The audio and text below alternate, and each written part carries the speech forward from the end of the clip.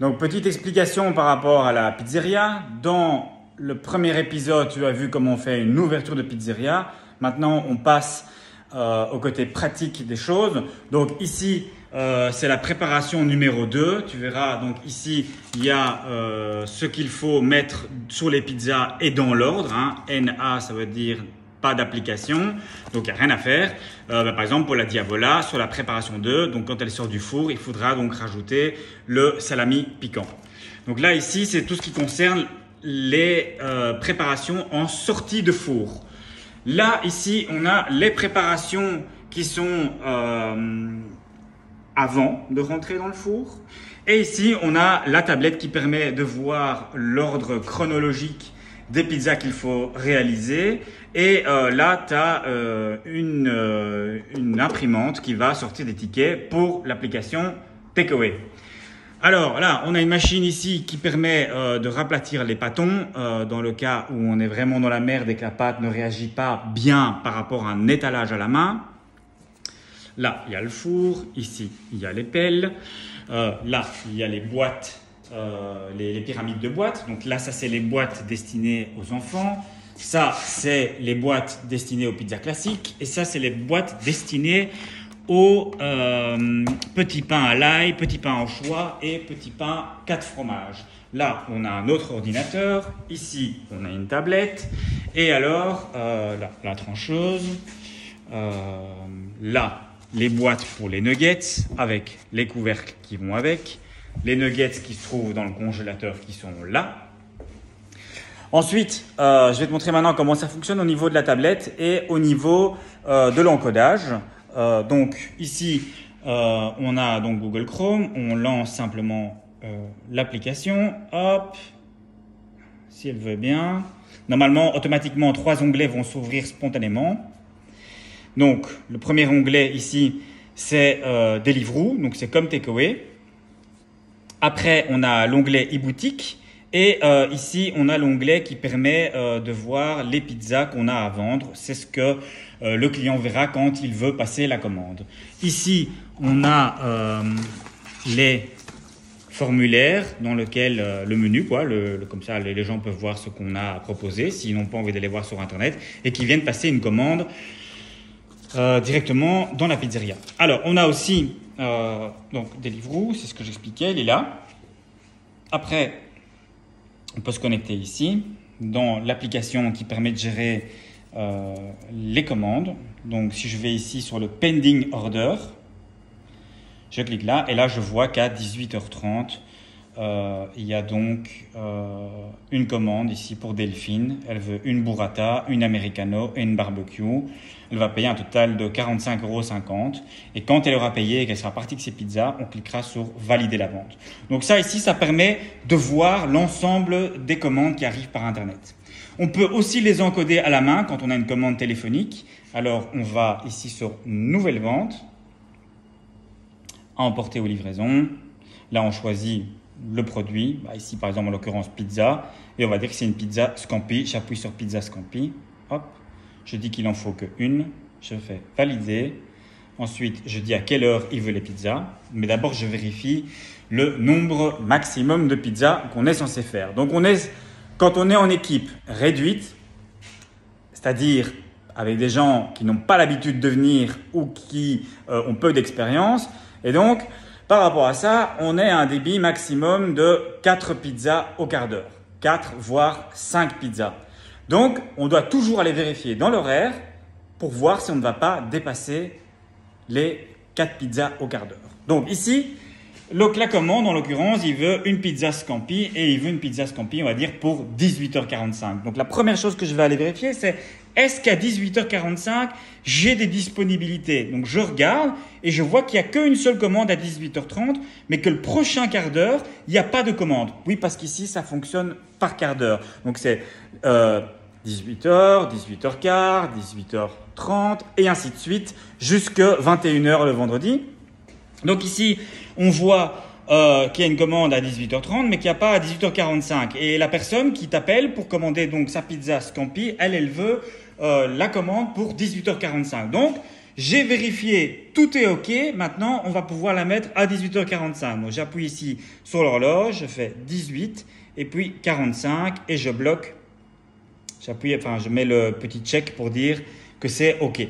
Maintenant, je vais vérifier que ma commande, elle est bien là. Donc, je vérifie ici, je ne la vois pas. OK, c'est parce qu'il faut rafraîchir la page. Donc, j'appuie ici et là maintenant, elle vient d'apparaître, elle est juste là.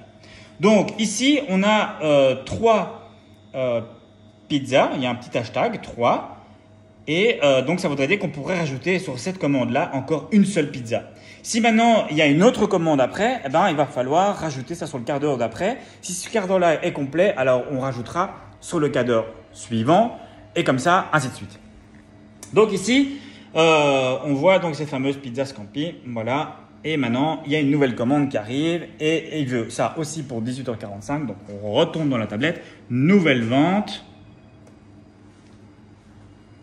Nouvelle vente, à emporter, pizza, et là je choisis, on va dire encore le pizza Scampi, cette fois-ci il en veut 3, hop, et il les veut pour 18h45, donc je vérifie, 18h45 j'en ai une, donc je peux en rajouter 3 pour arriver à 4, donc 18h45, le petit check, je reviens sur le pending order, j'appuie là, je vois qu'elle est là. Donc là, maintenant, ce quart d'heure-là, il est complet.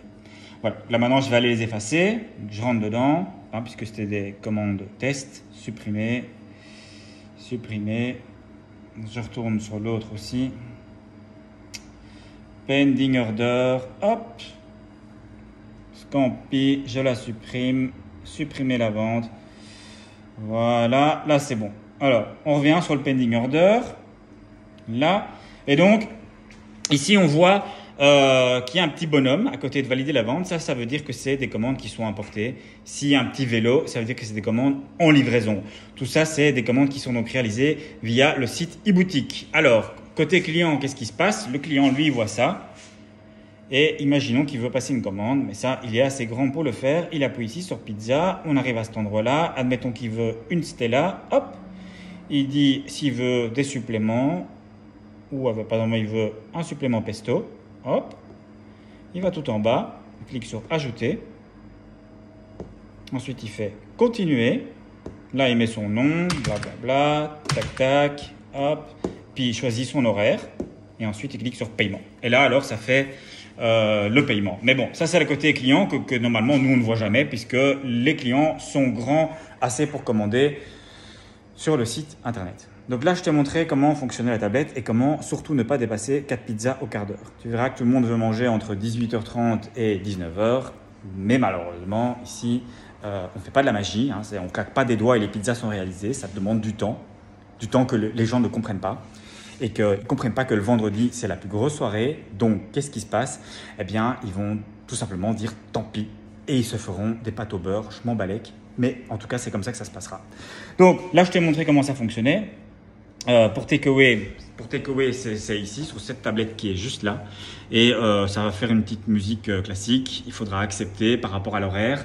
Et ensuite, il va falloir aller bloquer l'horaire. Donc, on vient d'accepter une commande. On a bien vu que c'était une commande pour, admettons, 19h. Et à 19h, on était sûr qu'il n'y avait pas de commande. Donc, pour pouvoir réaliser cette commande qui vient via Takeaway, qui ne rentre pas dans notre tranche horaire, donc dans notre système à nous, eh bien, on veut éviter qu'il y ait des commandes à la fois sur Takeaway et à la fois sur e-boutique. Et donc, pour éviter ça, on doit aller bloquer l'horaire pour éviter qu'une autre personne vienne commander des pizzas à 19h. Ça veut dire que si jamais on ne va pas bloquer l'horaire, il est possible qu'à 19h, il y ait une commande Takeaway de 4 pizzas et il y ait une commande e-boutique de 4 pizzas. Ça fait un total de 8 pizzas sur un seul quart d'heure. Ça veut dire qu'on est mort. Si tu es mort à 19h, tu seras mort sur tout le reste du planning. Et là, c'est la merde totale. Donc, on veut éviter ça. Donc, on vient d'accepter une commande sur Takeaway. On va aller bloquer maintenant. On va mettre des fausses pizzas dans l'horaire pour pouvoir bloquer. Donc, je vais là, sur pizza. Ensuite, je vais sur Takeaway. Il a commandé 4 pizzas via l'application Takeaway sur l'autre tablette là-bas. Du coup, hop, je bloque. Je prends 4 fausses pizzas à Takeaway à 0 balles. Et je dis que c'est pour 19h. Alors là, je l'ai mal mis. 19h. Ah, j'ai mon doigt qui glisse. 19h, hop, et j'appuie sur petit check. Je vais vérifier dans le pending order pour être sûr que à 19h, je vois bien mes takeaways. Là, je viens de bloquer l'horaire pour 19h. Ça veut dire que plus personne pourra commander en ligne sur eBoutique. Parce que sur eBoutique, on ne peut pas choisir de se dire que on peut accepter ou ne pas accepter la commande. Si l'horaire est disponible, alors la commande est automatiquement acceptée. Tandis que sur la tablette ici, sur Takeaway, on va te demander, on va te dire voilà, le gars, ce qui a commandé par Takeaway, il a envie de manger pour 19h. Il va te le dire. Et toi, tu peux dire, bah non, désolé, à 19h, je peux pas. Mais par contre, je peux le réaliser pour 19h30. Alors, tu verras que sur la tablette, il y aura un petit bouton. On pourra aller cliquer dessus et augmenter l'horaire pour dire à cette personne que nous, on ne peut pas la réaliser dans le temps qu'il a demandé. Donc, on ne pourra pas la réaliser à 19h, mais on pourra la réaliser, par exemple, à 19h30. Donc, le client il sera informé de ça et il saura qu'à 19h30, quelqu'un viendra donc lui livrer la pizza. Alors, via l'application Takeaway, on peut à la fois se faire livrer et on peut aussi venir chercher à emporter. Et ça, ce sera indiqué sur le ticket qui va sortir de l'imprimante juste après avoir validé. Donc, tu verras, là, ça va sortir. Tous les paiements via Takeaway, c'est automatique, c'est eux qui gèrent, ils reçoivent l'argent. Nous, on est sûr d'être payés à la fin de la semaine et donc, il n'y aura pas de problème par rapport à ça. Par contre, ici, sur la tablette là, à chaque fois, les gens ils ne peuvent pas payer en ligne. Donc du coup, eh ben, ils vont te payer soit avec le banc contact qui est là, soit ils vont te payer en cash. Et donc, il faudra mettre le cash ici. Je tourne comme ça, le truc il s'ouvre, hop, puis tu mets les billets, les pièces là, tu refermes. Alors maintenant, imaginons que le téléphone sonne. Le téléphone, il est juste là. Hop, tu décroches, tu fais « Christo Pizza, bonsoir ». Et là, tu écoutes. Écoute, parce que le gars, il va peut-être directement te dire « Je voudrais commander 4 pizzas ». Alors, la première question qu'il va poser, c'est « Vous voulez 4 pizzas pour quelle heure ?» Et alors, il va te dire « Je les veux pour 19h ». Ben ouais, parce que tout le monde veut bouffer à 19h, c'est bien le problème. Mais toi, tu as regardé et tu vois « Ah, à 19h, il y a déjà 4 pizzas ». Donc, tu ne peux pas les accepter à 19h. Tu vas devoir les accepter plus tard. Tu lui diras « Ah tu regarderas dans l'horaire ici et tu regarderas à quel moment est-ce que tu peux intercaler 4 pizzas par quart d'heure. » Donc, comme je t'ai dit, c'était par quart d'heure, donc 19h, 19h15, 19h30, 19h45. Et à ce moment-là, tu iras donc vérifier à quel moment tu peux les mettre. Et tu le diras au client. Bah non, je ne peux pas les mettre à 19h. Ah, on peut les mettre à 19h15 ? Ben non, 19h15 non plus. 19h30 non plus. 19h45 non plus. Ben finalement, ce sera à 20h. Est-ce que ça vous convient ? Et là, il dira sans doute non. Ben tant pis, il n'aura pas ses pizzas. Tu lui dis, désolé, le vendredi, c'est la soirée la plus chargée. Donc, je vous invite à soit déplacer votre jour de consommation de pizza au samedi ou au dimanche ou au jeudi ou encore mieux au mercredi, puisque le mercredi en général c'est mort. Mais les gens, ils s'en balèquent, c'est la fin de la semaine, qu'est-ce qui se passe ? Ils ont envie de se relaxer, ils n'ont pas envie de cuisiner et du coup, ils vont vouloir manger de la pizza ou en tout cas quelque chose qu'ils ne doivent pas cuisiner. Sauf que toi, malheureusement, comme je te l'ai dit, on n'a que 2 mains ici. Donc, inévitablement, il faut lui dire que ce n'est pas possible et puis tant pis. Alors maintenant, imaginons que donc il accepte 20h. Donc toi, tu vas aller rajouter les pizzas pour 20h, mais tu as oublié comment ça fonctionne de chipoter dans ce truc-là. Dans ce cas-là, il y a un carnet de notes quelque part là-bas. Là, je ne le vois pas tout de suite, mais en tout cas, là, il y a des carnets de notes. Et juste ici, il y a des bics. Et donc là, tu vas pouvoir noter. Tu noteras les pizzas qu'il veut. Tu noteras l'heure à laquelle il les veut. Puis tu prendras le papier. Et alors, normalement, il y a ce petit truc ici. Hop, prends le papier où tu as noté les pizzas. Et tu vas pouvoir les mettre comme ça. Tu mets l'aimant là et hop, on les met par ordre chronologique. Du plus récent au plus vieux. Donc là, il y aura toutes les commandes, par exemple de 18h, la 19h, la 20h, la 20h30 et la 21h. Donc on essaie toujours de travailler dans ce sens-là. Après, au moment où tu mets le papier, il va falloir que tu préviennes le gars qui est ici, qui fait les pizzas, lui dire voilà, je te mets une commande pour telle heure. Là, tu l'as mis sur le papier, c'est très bien. Le gars qui est ici, il va pouvoir voir la commande. Mais il va falloir bloquer parce que tu as accepté une commande à 20h, mais du coup, si quelqu'un d'autre veut commander une commande à 20h, ça va être possible parce que tu n'auras pas bloqué l'horaire. Donc, il faut aller bloquer l'horaire. Donc, on retourne ici. Nouvelle vente. Pizza emportée. Pizza. Hop. Takeaway. Là, il en voulait 4. Boum. Validé. Je dis à quelle heure? Ah bah, c'était 20h. Hop. Je fais le petit check. Hop. Et puis, je retourne sur Pending Order pour bien voir que ma commande elle a été mise à 20h. Oui, je les vois. Donc, tu as bloqué l'horaire. On n'a pas dépassé 4 pizzas par quart d'heure et vous n'allez pas mourir en cuisine.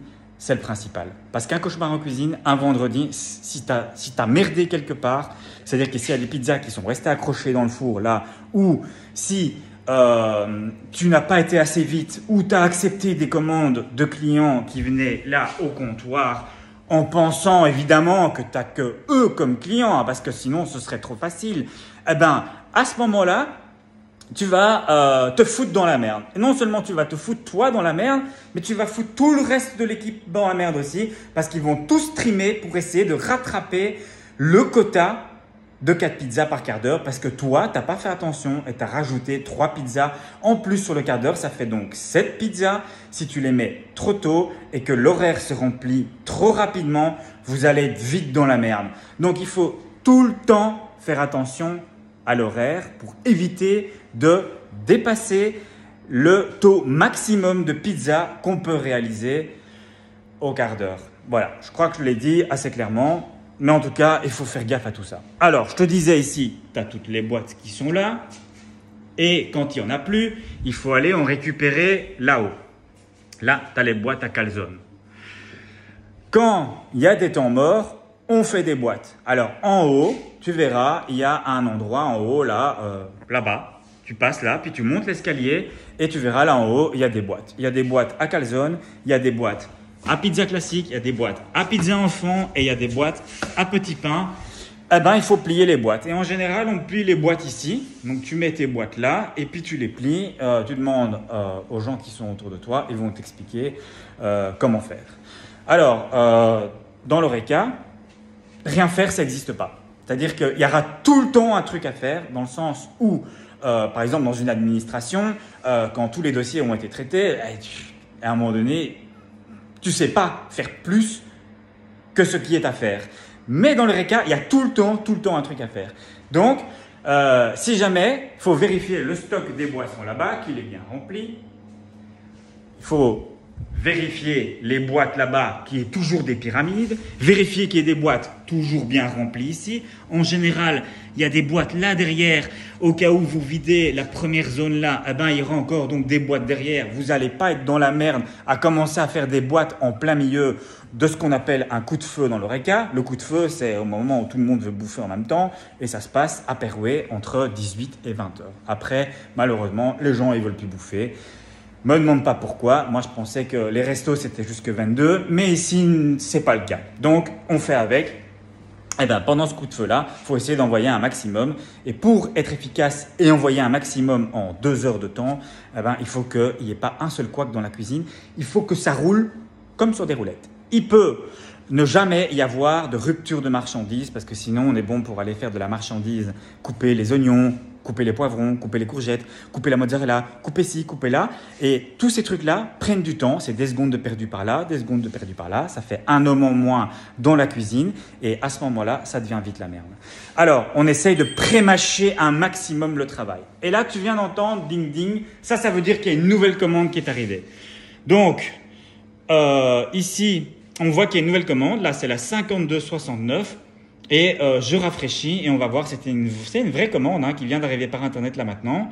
La 5269, c'est elle à 19h15. Voilà. Donc, ce gars-là, il a décidé de passer sa commande tôt. Donc, c'est quelqu'un de réfléchi. C'est quelqu'un qui a l'habitude qu'on lui dise « Ben non, désolé, tu n'auras pas tes pizzas à 19h, fallait s'y prendre à l'avance. » Donc, c'est quelqu'un qui a anticipé les choses. Il s'est dit « Moi, je passe déjà mes commandes. Il est 12h30 et comme ça, je suis sûr et certain d'avoir ma commande quand moi, j'en ai envie et pas quand on m'impose une commande. » Donc, voilà. Maintenant, je te montre ici, on va aller supprimer les fausses commandes. Donc, je suis rentré là. Je supprime. Hop. On revient sur le pending order pour voir où est-ce qu'on en est. Là, on avait fait une à 20 heures aussi. On va la supprimer. Hop, comme ça. Tac, supprimer. Hop, on revient à pending order. Et là, on a réellement des vraies commandes. Bon, il y a juste celle-là de DSQ, de la sauce nuggets pour le ketchup. Mon avis, ça doit être une erreur de commande. Donc, je vais la dégager. Hop, supprimer la vente. Tac, boum. Voilà, je pense que je t'ai à peu près tout dit. Donc, on fait tout ici. On garnit, on aide à garnir là. On aide à garnir ici. Ici, on encaisse. Je t'ai pas expliqué le bon contact. Alors, le bon contact, il est là. On appuie ici sur le côté, le petit bouton qui est là. Et alors, le montant, hein, on va dire qu'on encaisse, tu vois, L, Delphine Skates, 45,50. Voilà, 45,50. Après, je clique sur charger. Et à ce moment-là, le gars, il vient et il dépose sa carte là. Ça, c'est un terminal banque contact, sans contact uniquement. On ne sait pas mettre de carte dedans. Alors, tu verras, il y a des clients, ils vont essayer de mettre la carte là dans le trou ou n'importe où, ils essaieront de la mettre. Mais c'est sans contact, donc ça ne marche pas. Voilà, donc hop. C'est bon de ce côté-là, on revient, transaction annulée, tout va bien. Voilà, donc ici on peut payer soit en cash, soit en carte avec ce système-là. Au moment où il dépose sa carte, la transaction s'effectue, tu dois être sûr que tu vois bien que le paiement est terminé. Le paiement, là, il doit être marqué paiement terminé. Il est possible qu'au-delà de 50 €, il est obligé de mettre son code. Donc même s'il a mis sans contact, il a déposé le truc ici, eh bien, à un moment donné, il va lui demander le code. Donc, dans ce cas-là, tu lui présentes le bon contact, il met son code et toi, tu t'assures de bien voir paiement terminé pour être sûr qu'on ait bien encaissé l'argent. Voilà. Donc, je pense qu'on a à peu près fait le tour. Si pas, je te referai une autre vidéo. Courage à toi. Le vendredi, c'est intense. Les autres jours, c'est plus calme. Mais voilà, je crois que je t'ai dit tout ce que je devais te dire. Je te le redis. Courage à toi. Ah ben finalement, j'ai oublié de te dire que ici, il y a des gants, parce qu'on bosse avec des gants en plastique. Donc, dès que tu arrives, il faut mettre les gants. Il faut mettre un tablier aussi. Un tablier qui est juste là. La taille tablier. Pour te laver les mains, c'est ici. Là, tu as des essuies pour t'essuyer. Et la vaisselle, il est là. Quand la vaisselle a fini de tourner, on vérifie que c'est bien propre. On prend les éléments, hop, et puis on les dépose là pour que ça sèche.